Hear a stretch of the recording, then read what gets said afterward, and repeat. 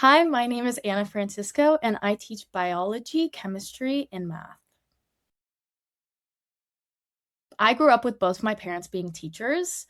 I was the oldest child, so I would always go into their classrooms, and my mom did tutoring, my dad did tutoring as well, so I grew up with that. And then I started tutoring when I was in grade 7, so I was really young, and now that would be what, 7 years, I think, of tutoring. So I've always been around teaching and tutoring, so I think that's where I get this passion for being able to help others.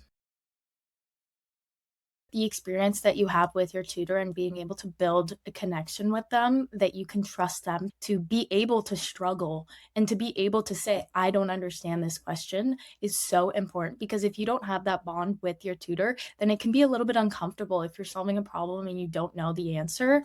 You can sometimes just guess, or it's a lot easier if you have a relationship that you're able to build and connect with your tutor to be able to be more comfortable in solving and learning and growing and achieving your goals.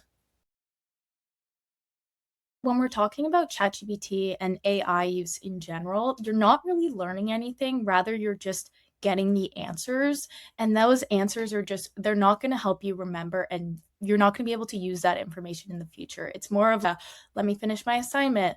And you're not understanding anything. And I think the value of having a tutor, which you can interact with, is being able to ask constant questions and being able to have that back and forth conversation and truly going through and thinking of different ways to explain something. And I don't think ChatGPT or other AI platforms are able to integrate that.